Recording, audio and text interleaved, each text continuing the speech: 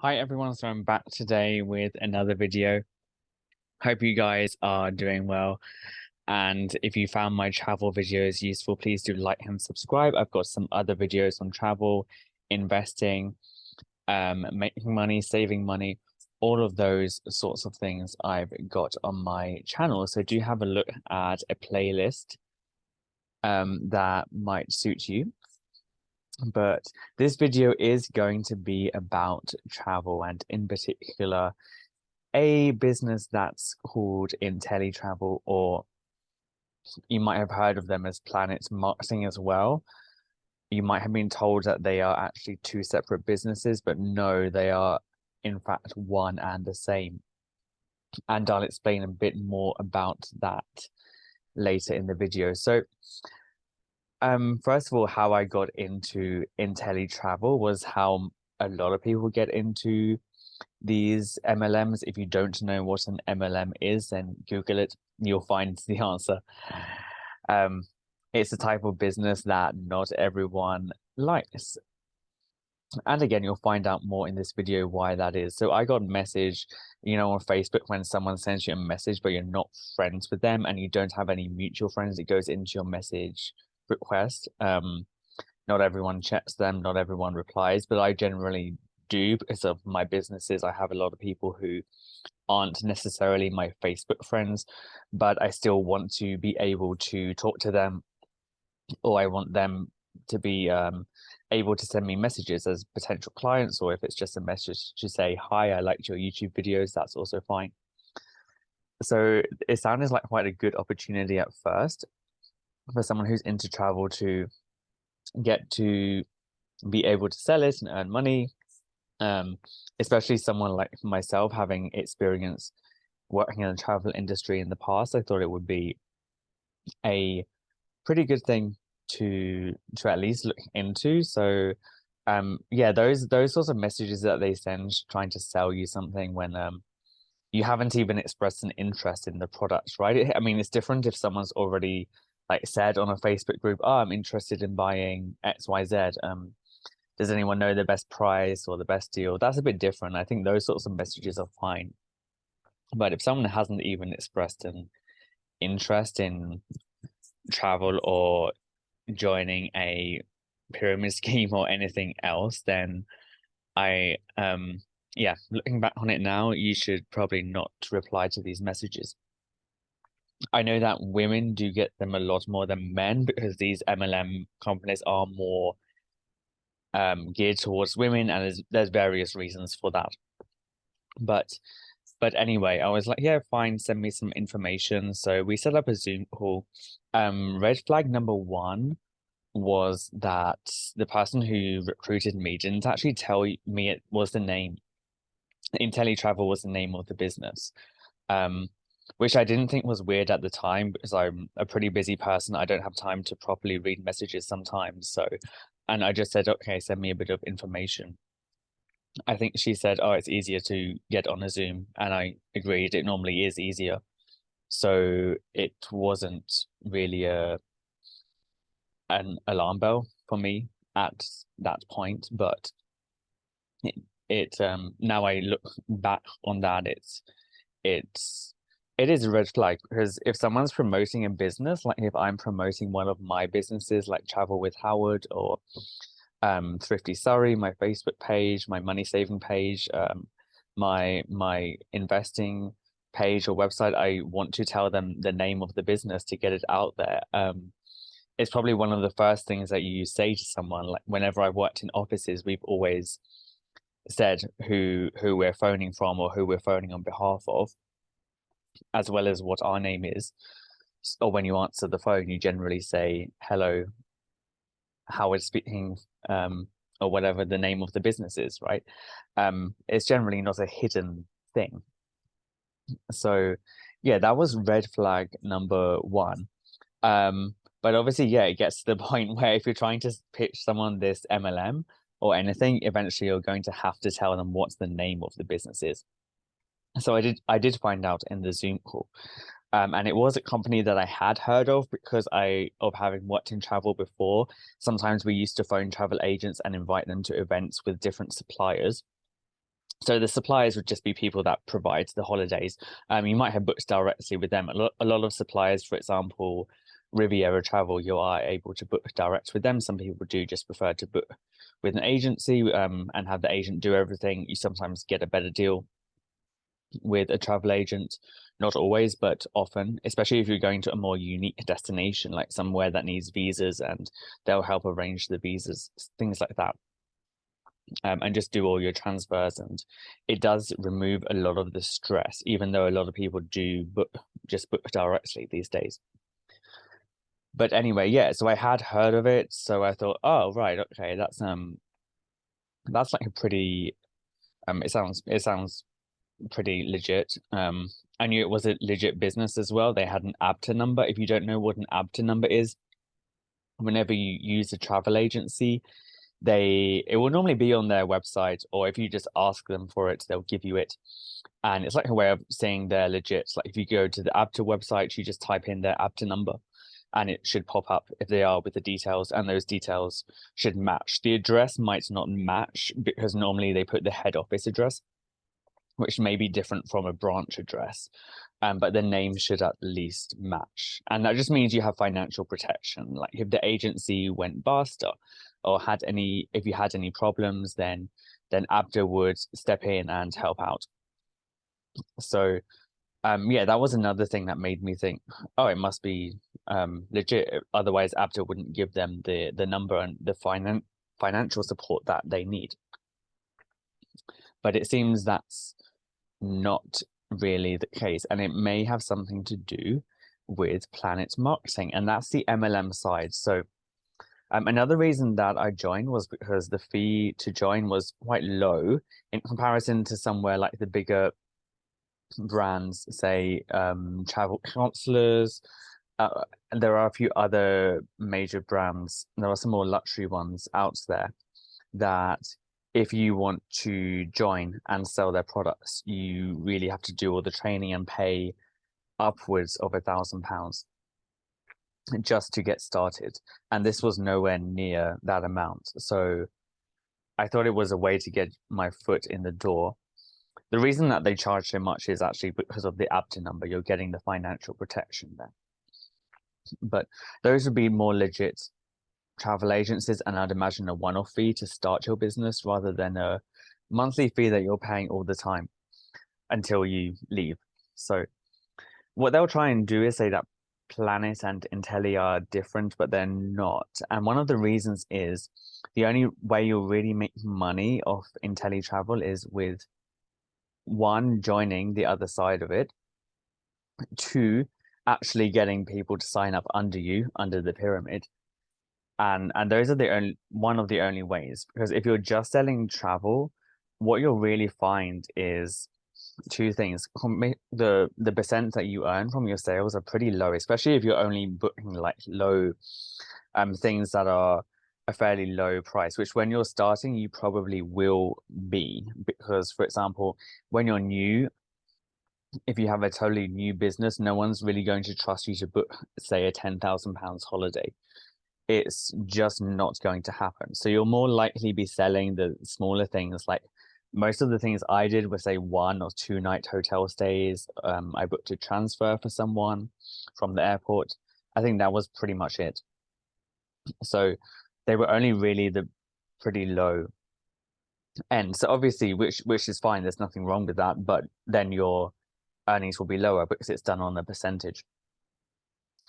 That's one reason that I didn't like it. So don't forget you're paying the monthly fee as well. So most people are probably making a loss. If you look at the income disclosure statement, that should tell you how much or how little that the average sort of person is making from them. So remember, they do have this pyramid structure. So your monthly fee and what you're earning, a percentage of that then goes to the people above you. I think it goes to the person above you and the person above them, but I'm not 100% on that. I know it definitely does go at least to the person above you. So then the only way that they're really earning is if they get you to sign up to Planet and do this thing where you're referring people, and it's just not something that I mean, there's a lot of people out there who are very pro MLM. There's a lot of people out there that are very anti MLM. Try and have a look at some of their videos because some of them are pretty funny. Some of them are just sad, to be honest. There's a lot of videos out there on that. But the main takeaway is kind of if there's little emphasis on the product. So in this case, it was travel. There are lots of other MLMs where they sell, it's often like fashion, beauty products. That's another reason why it's more aimed at women. But there are other ones out there for pretty much everything, like herbal living, sorts of wellness products. That's a big brand that's a big sort of market that they go for. And again, you'll find the emphasis on that is much less on the product. So when I joined, I made it clear to the person who recruited me that I was only interested in the travel side of it. I wasn't interested in joining planets or planet marketing and doing this thing where you have to sign other people up. It just wasn't for me. Even if it wasn't my sort of thing, I wouldn't have had the time for it anyway. So that's what I said. But you know what it's like with these MLM people, they're always going to push you to try and join, even if you've already said no, so that they get to make more money out of you. And another reason the emphasis is more on that, like I said, it's because you're only really earning if it's more on that, and it's quite hard to sell travel these days when people do often book directly. Another thing is it's a lot harder than people imagine. There's a lot of there is training that you have to do legally to work with an ABTA batch travel agency. You need to work out how to sell each supplier's holiday and what the right way to do it is. This is where a lot of people in Inteletravel fail. So every supplier will have their own rules on what you have to do, the sort of details that you have to enter, how the payments works, how you get paid commission. All of these things you have to learn, and you have to do it exactly right when you book something for someone. Because if you book something that has an error in it, or you did something wrong, you didn't collect the payment in time from them, something like that, that's going to cause huge problems for you. Well, it would still cause problems with the hotel, but even more so with the flight reservation, because as we all know, the security around air travel is much higher. For example, names have to be spelled exactly as it is on the person's passport.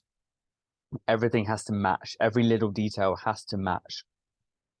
In some countries, for example, like China, even the middle name has to be right. Things that aren't generally a big deal, say in US or Britain or Europe, is a big deal some places. That's one thing. And actually some suppliers, I believe, stopped working with Inteletravel because so many people were messing things up, doing it wrong, not collecting payments in time. And you just don't have enough training on how to actually do these things because they just want to get you to sign up. Like, that's it. And if the person above you who recruited you also has no idea what they're doing, there's no way that you will have any idea. It's like a blind person leading another blind person. It's just not going to happen. Yeah, and don't forget there are lots of suppliers. So you have to learn the rules for each and every one, or at least the ones that you're actively trying to book people for, in order to get it right and get your commissions on time. And moving on from that, they take ages to pay the amounts you're owed.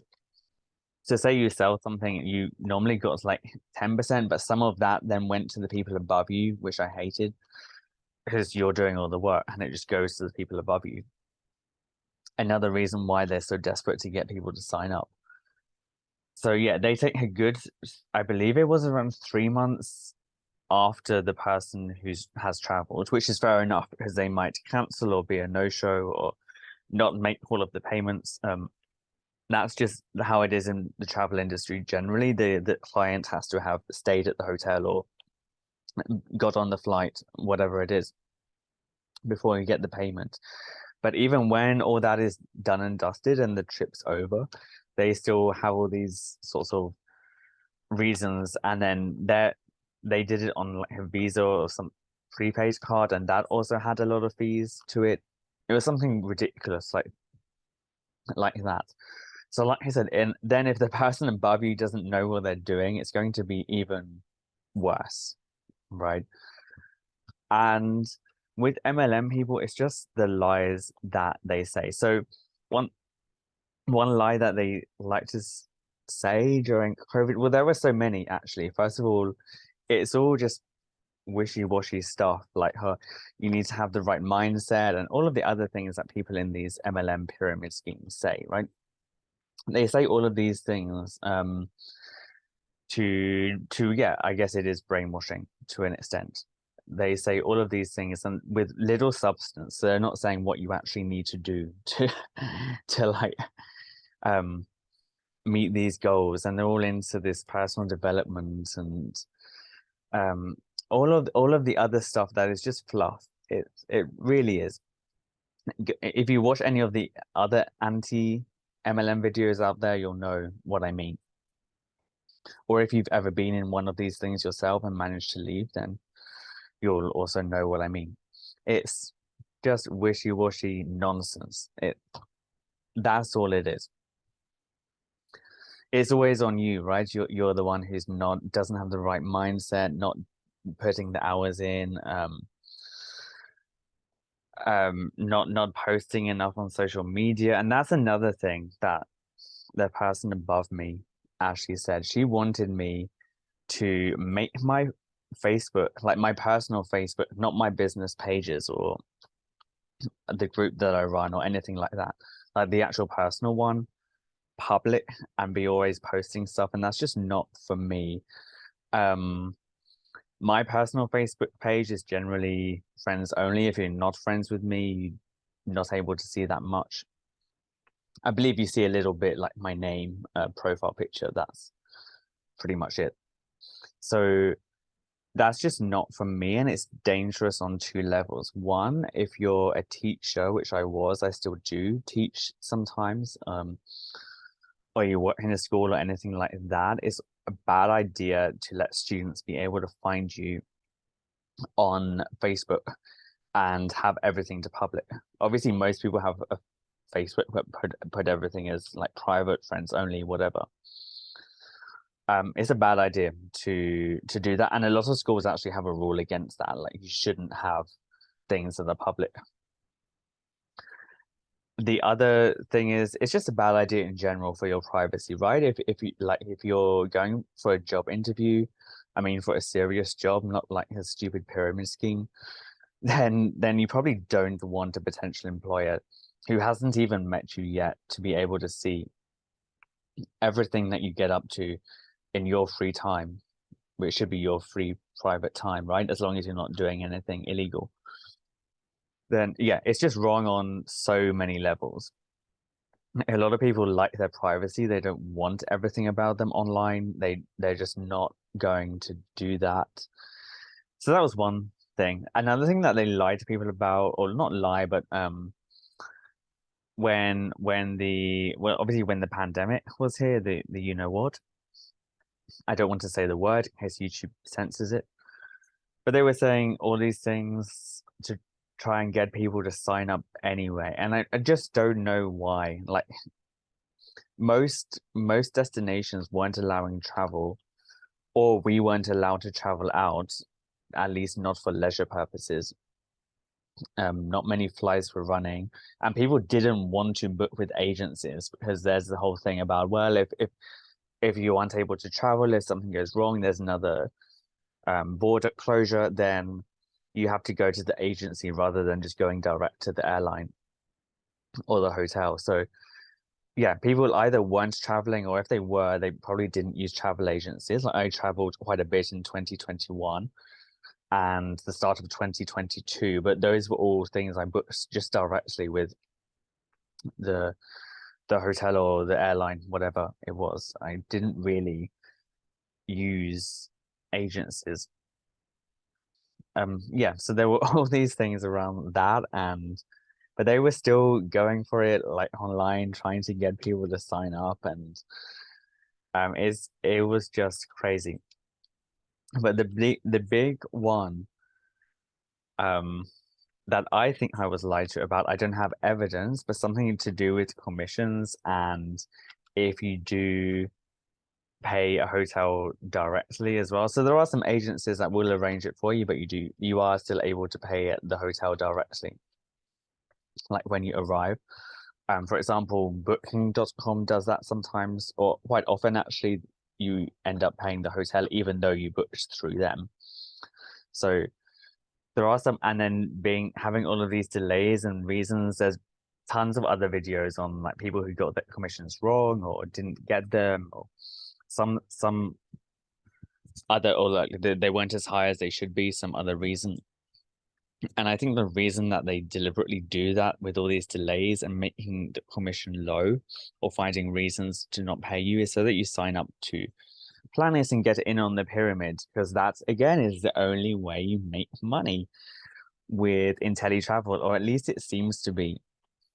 Like, you do see every now and again, I'm sure I'll have some comments in this video of someone who says they've made like £1,000 in 2 days from working for them, right?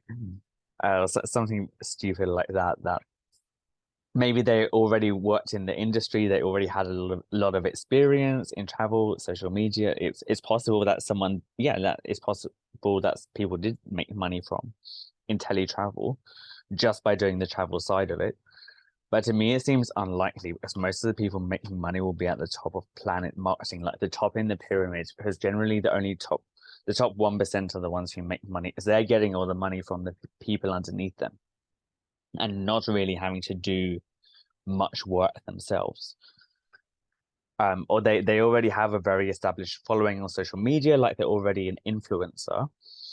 So they're obviously going to find it a lot easier than someone who's, say,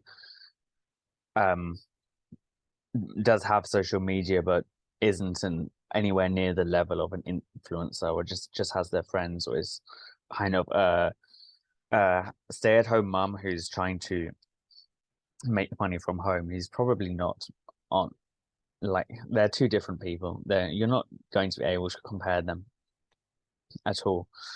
So yeah, it may be possible in theory to make money on that side, but I'd say it's unlikely in reality that people do. And the other thing is, you don't really know, because they lie so much. I've heard stories, again, they're stories, I'm not able to verify that they're true. So if you look at the reviews on Trustpilot of Inteletravel, apparently it's the uplines. So the uplines, if you don't know, in an MLM, are the people above you. So your upline will be the person who sent you that annoying message on Facebook or Twitter saying, hey, I have a really good business opportunity for you, right? They'll be the upline. And then they'll have their upline who's probably putting a lot of pressure on them to say all this stuff. So they go on Trustpilot and leave these really good reviews, but it just looks so stupid because there are so many negative reviews. Like, so there's so many 1-star reviews, and then all of these 5-star reviews, and it doesn't look genuine. If you go on Trustpilot, I'll put the links in the comments. Actually, I really encourage you to see. It doesn't look genuine, because genuine businesses generally have like some 3-star, maybe some 4-star, like 5-star reviews. Obviously, you always get the odd 1 or 2-star review in any business, because it's like some people just love moaning about everything. They go to a restaurant, it might be really good, they'll still find something negative to say.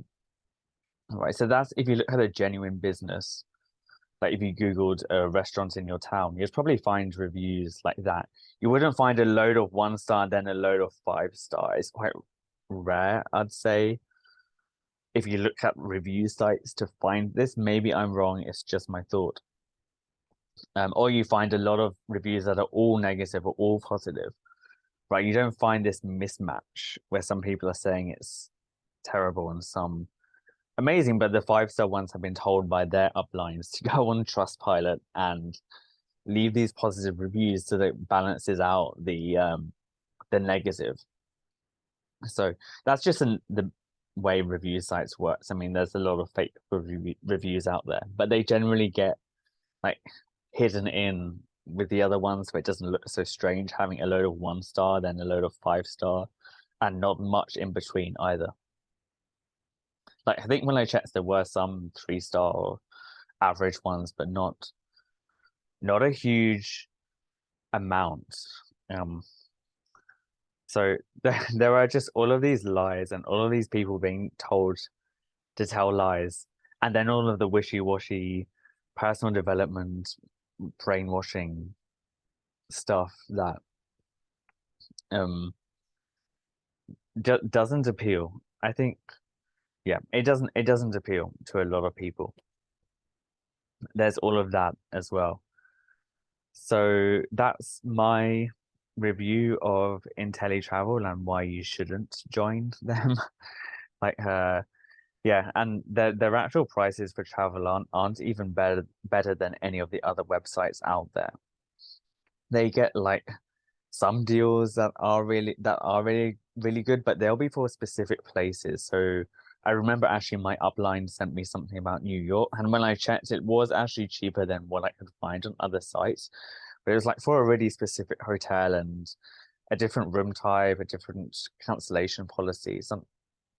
So they will have some cheaper deals sometimes, but then you'll still be able to find others that are cheaper, just maybe like the standard room rather than an upgraded room, or ones where you pay in advance. If you want tips on booking cheap travel, then look at my page and my other videos as I have them. There's a few other things you can do, like paying in advance, loyalty schemes, rewards, credit cards, all sorts of things like that are able to get you cheaper deals rather than with this travel agency pyramid scheme, whatever it is.